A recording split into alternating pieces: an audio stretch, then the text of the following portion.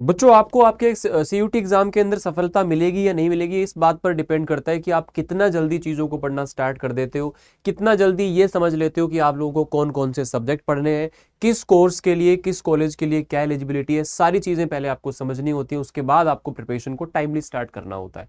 अगर आप सोच रहे हो बोर्ड एग्जाम्स के बाद स्टार्ट करके आप लोग सीयूटी में टॉप रैंक ले आओगे या फिर अच्छा कॉलेज ले लोगे, तो ऐसा होना लगभग नामुमकिन है। नमस्कार दोस्तों, मेरा नाम है अमित शर्मा, आप लोगों का सीयूटी मेंटोर और जनरल एप्टीट्यूड टेस्ट एजुकेटर आपका स्वागत करता हूं। देखो बेटा, सीयूटी एग्जाम बोर्ड एग्जाम से डिफरेंट है। और सबसे पहली बात तो ये है कि आपको ये जानना है कि डिफरेंट कैसे है। तो आपको यहाँ पे ऑब्जेक्टिव क्वेश्चंस मिलेंगे। नंबर ऑफ क्वेश्चन ज्यादा होते हैं, टाइम कम होता है, तो यहाँ पे आप लोगों को ज्यादा मेहनत करनी पड़ती है।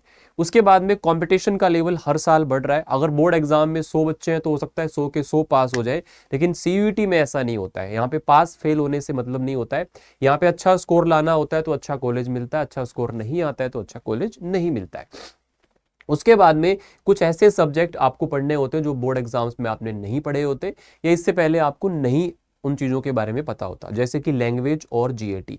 तो इसको भी आपको लेकर के चलना होता है। जीएटी किसको पढ़ना है, किसको नहीं पढ़ना है, ये सारी चीज़ों के बारे में हम लोग डिस्कशन करने वाले हैं कि 10 मंथ्स का आपका जो रोड मैप है वो क्या होना चाहिए। तो आइएगा, सबसे पहले हम लोग जानते हैं कि सीयूटी एग्जाम क्या होता है। तो भैया, सीयूटी एग्जाम आप लोगों का वो एग्जाम है, कॉमन यूनिवर्सिटी एंट्रेंस टेस्ट। इस एक एग्जाम के जरिए आप लोग 250-300 यूनिवर्सिटीज को टारगेट कर सकते हो। पहले आपको अलग अलग जाकर के बैठना पड़ता था, अलग अलग एग्जाम देने पड़ते थे, 12th के स्कोर के बेसिस पर एडमिशन हुआ करते थे। लेकिन अब ऐसा नहीं है। अब एक सीयूटी एग्जाम से भी आप लोगों का जो सिलेक्शन है वो डिफरेंट टॉप यूनिवर्सिटीज के अंदर हो सकता है। तो यहाँ पे कॉमन यूनिवर्सिटी जो है वो एक सिंगल एग्जाम होता है, एनटीए द्वारा कंडक्ट किया जाता है और आपको टॉप सेंट्रल यूनिवर्सिटी तक पहुंचाता है। इसके बाद में एग्जाम का स्ट्रक्चर क्या होता है, आपको यहाँ पर एक लैंग्वेज कोई भी आप चूज कर सकते हैं, हिंदी इंग्लिश, 13 लैंग्वेजेस का ऑप्शन होता है। डोमेन सब्जेक्ट आपने जो 12th क्लास में पढ़े हैं उनमें से आपको चूज करना होता है ना। और कुछ यूनिवर्सिटीज में स्पेसिफिकली ये बोला होता है कि आपको वही सब्जेक्ट एनटीए की सीयूटी में देने हैं जो आपने 12th में पढ़े हुए हैं, है ना। और वैसे भी समझदारी भी इसी में ही है, क्योंकि आपने जो चीज़ 12th में पढ़ी नहीं है, 11th में पढ़ी नहीं है, आप उसको सीयूटी में दे करके अच्छा नंबर नहीं लेके आ सकते। ठीक है। तीसरा होता है आपका game changer general aptitude test, जिसके अंदर क्वांटिटेटिव एप्टीट्यूड, लॉजिकल रीजनिंग और जनरल अवेयरनेस को हम लोग पढ़ते हैं। अब यहाँ पे ड्रीम यूनिवर्सिटी देखो सबकी अलग अलग हो सकती है, लेकिन नंबर ऑफ एप्लीकेशंस की बात करें तो दिल्ली यूनिवर्सिटी में सबसे ज़्यादा एप्लीकेशंस आते हैं, है ना। देन बीएचयू है, जेएमआई है, एएमयू है, जेएनयू है। ये तो मैंने कुछ के नाम बताए हैं। हो सकता है कि आपके स्टेट में कोई अच्छी यूनिवर्सिटी हो जहाँ पे आपको पढ़ना हो, आपके घर के आसपास हो, कोई टॉप कॉलेज हो, अच्छा कॉलेज हो, आपके स्टेट में हो, तो उसमें भी आप अपना इसको सीयूटी एग्जाम के थ्रू टारगेट कर सकते हो। ठीक है ना। तो कोई भी एग्जाम आप देते हो तो उस एक एग्जाम के थ्रू आप लोग सारी चीजों को टारगेट कर लोगे।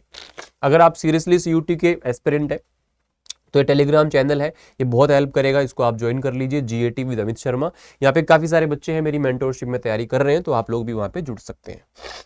अब इसके बाद में स्ट्रीम सिलेक्शन। आप अब आपने कहा जी मैं तो साइंस का हूँ, मैंने तो पीसीएम पढ़ा है, तो मैं तो बीटेक ही करूंगा और तो मेरे पास ऑप्शन ही नहीं है। अगर मैंने ह्यूमैनिटीज लिया हुआ है तो मैं बीए ही करूंगा।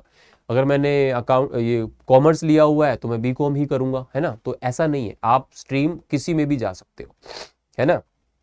काफी सारे ऐसे ऑप्शंस मिलते हैं कि साइंस वाला बच्चा जो कॉमर्स में भी जा सकता है, वो बीबीए भी कर सकता है, वो बीटेक भी कर सकता है, वो बीकॉम भी कर सकता है, वो बीए भी कर सकता है, वो बीएलएलबी भी कर सकता है, वोकेशनल कोर्सेज भी कर सकता है, मास मीडिया कम्युनिकेशन भी कर सकता है। तो कोई भी किसी स्ट्रीम में जा सकता है। आपको ये नहीं है कि अपने सोर्सेज को लिमिटेड करना है। हो सकता है कि आप ह्यूमैनिटीज के हैं, आप बीए नहीं कर पाए, मान लो आपने टारगेट किया डीयू को कि अच्छा कॉलेज नहीं मिला, तो क्या करोगे, आपने पेपर तो दे दिया। तो इस तरह से अपने सॉरी इस तरह से अपने सब्जेक्ट का सिलेक्शन करो कि आप लोगों को दिक्कत ना आए, यानी कि आपको ड्रॉप लेने की जरूरत ना पड़े। तो आप लोगों ने क्या करना है, एक लैंग्वेज चूज करनी है, हिंदी इंग्लिश या जो भी,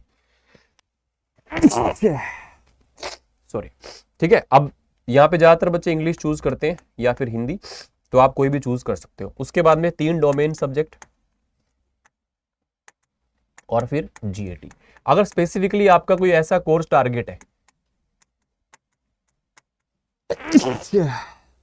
जैसे कि बीएलएलबी है, ठीक है, अब इसमें क्या होता है, मैक्सिमम यूनिवर्सिटी के अंदर एक लैंग्वेज और जीएटी से काम चल जाता है, तो आप इसी को टारगेट करें। हाँ, आपको अभी तक पता नहीं है कि कौन सी स्ट्रीम में जाना है, कौन से कोर्स में जाना है, तो फिर आप लोग यहाँ पे 3 डोमेन, एक लैंग्वेज और सॉरी, ठीक है, इसको आप लेकर के आगे बढ़ सकते हो। अब यहाँ पे बात करते हैं कि आप लोगों को किस तरह से क्या क्या प्रिपरेशन करनी है। सबसे पहले बात करते हैं इंग्लिश के अंदर। देखो, इंग्लिश हो आपका जीएटी हो, चाहे कोई भी आपका डोमेन सब्जेक्ट हो, 50 क्वेश्चंस मिलते हैं, 5 नंबर का एक क्वेश्चन होता है, 250 मार्क्स का पेपर होता है और -1 की नेगेटिव मार्किंग भी होती है। ठीक है, अगर आप 4 पेपर देते हो तो आपका जो ओवरऑल मेरिट बनेगा वो 1000 में से बनेगा। 2 पेपर देते हो तो आपका 250 में से बने, मतलब 500 में से बनेगा। इसी तरह से आपका मेरिट कैलकुलेट होता है। इंग्लिश के अंदर आपको वोकेबलरी, ग्रामर और रीडिंग कॉम्प्रहेंशन से क्वेश्चन पूछे जाते हैं। अगर आप डेली 1 घंटा लैंग्वेज को और 1 घंटा जीएटी को अभी से देना स्टार्ट कर दोगे तो आप लोगों का बहुत अच्छे तरह से प्रिपरेशन हो जाएगी, क्योंकि आपका 3-4 महीने बोर्ड का प्रेशर कम रहेगा। उसके बाद आप बोर्ड पे ध्यान देना, देन उसके बाद अगेन आप सीयूटी के लिए स्विच कर सकते हो। अब हम जीएटी की बात करें तो सबसे पहले आता है जीएटी के अंदर क्वांट। जीएटी के अंदर 3 चीजें आती है बेटा, क्वांटिटेटिव एप्टीट्यूड, लॉजिकल रीजनिंग और उसके बाद में जनरल अवेयरनेस। सबसे ज्यादा क्वेश्चन आपको क्वांटिटेटिव एप्टीट्यूड से पूछे जाते हैं, लगभग 20 से 25 क्वेश्चन। ठीक है, तो ये आपका क्वांट्स आता है 10th लेवल तक का, जो भी आपने पढ़ा हुआ है, percentage, profit loss, mensuration, geometry, trigonometry, ये सारी चीजें आती है। बस आपको शॉर्ट मेथड सीखने होते हैं इनके। जैसे मैंने आपको कहा कि जीएटी को 1 आवर देना है, तो आप ऑल्टरनेटिवली एक दिन क्वांट पढ़ लिया, एक दिन रीजनिंग पढ़ लिया, एक दिन जीएस पढ़ लिया। इस तरह से आप 1 घंटा जीएटी को और 1 घंटा क्वांट को आप डेली देते हैं तो आप अच्छे से कर सकते हो। दूसरा पोर्शन रीजनिंग का है, 15 से 20 क्वेश्चन आते हैं 50 में से। बहुत ही इजी होता है ये पोर्शन और स्कोरिंग भी होता है और पढ़ने में मजा आता है। आप लोगों के लिए एक नया सब्जेक्ट होता है। तो बेसिक रीजनिंग जो कंपटीशन एग्जाम्स में आती है वो आपको यहाँ पे मिलती है। जनरल अवेयरनेस थोड़ा सा वाइड है, मतलब कि काफी इसके अंदर सिलेबस होता है, तो यहाँ से भी 10 से 15 क्वेश्चन आपको मिलते हैं। लेकिन मैं रिकमेंड करूंगा कि क्वांट और रीजनिंग में जो 35 से 40 क्वेश्चन आपको मिलते हैं आउट ऑफ 50, इसको पहले आपको अच्छे तरीके से इस पे कमांड बनानी चाहिए, क्योंकि जीएस में थोड़ी सी अनसर्टेनिटी रहती है।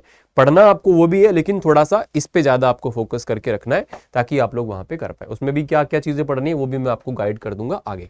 ठीक है, स्टैटिक जीके में हिस्ट्री, जियोग्राफी, पॉलिटी, इकोनॉमिक्स, इसके अलावा साइंस की सारी चीजें हो गया है ना, एनवायरनमेंट हो गया, साइंस एंड टेक हो गया, सारी चीजें इसमें आपको आ जाती है। तो ये भी आप लोगों को देखना होता है। उसके बाद अगर मैं यहाँ पे बात करूं आपका डोमेन्स का, यानी कि क्लास 12th जो है आपका, तो देखो डोमेन्स आपने 12th में पढ़ने हैं। ऐसा नहीं है कि वहां पे कुछ अलग होगा, वही आप लोगों को सीयूटी में मिलेंगे। 80% तो आप इसको बोर्ड्स के साथ ही कवर कर लेते हैं। जो रेस्ट 20% होता है उसमें आपको सीयूटी पैटर्न के हिसाब से पढ़ना होता है। लाइक आपको सीयूटी में जो पूछे गए एमसीक्यूज हैं, प्रीवियस ईयर क्वेश्चंस हैं, टाइम बाउंड प्रैक्टिस है, ये आपको करनी होती है। कंटेंट थोड़ा सा आप लोगों को एनसीईआरटी को और अच्छे से पढ़ना होता है, क्योंकि एनसीईआरटी में से ही, और किसी बोर्ड के हो तो भी एनसीईआरटी में से आप लोगों को सीयूटी में डोमेन्स के जो पेपर है वो पूछे जाते हैं। तो ये आपको ध्यान रखना है, यानी कि 60% या 50% आप बोर्ड्स पे और बाकी 50% सीयूटी पे फोकस करके चलेंगे।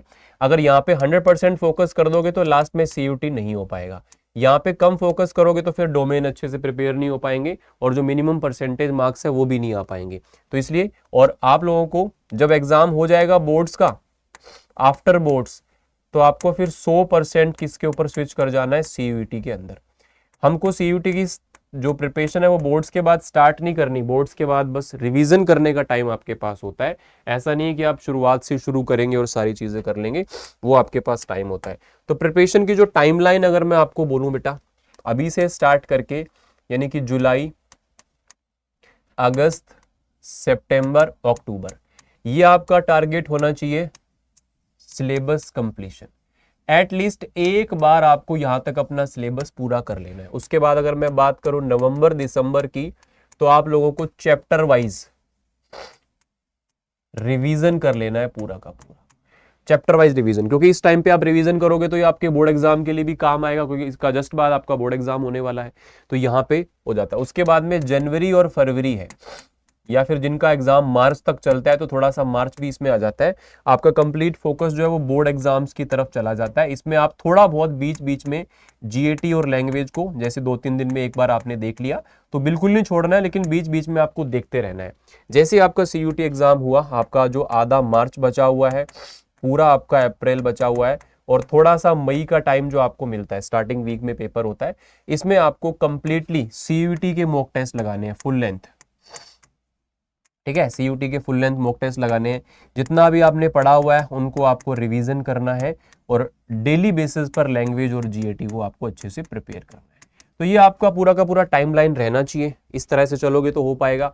अगर आप सोचोगे कि बोर्ड खत्म होंगे उसके बाद सीयूटी के बारे में देखेंगे कि सीयूटी क्या होता है, तो फिर आपको नेक्स्ट ईयर ही प्रिपेयर करना पड़ेगा। मॉक टेस्ट की स्ट्रेटेजी क्या है, मॉक टेस्ट की स्ट्रेटेजी क्या होनी चाहिए?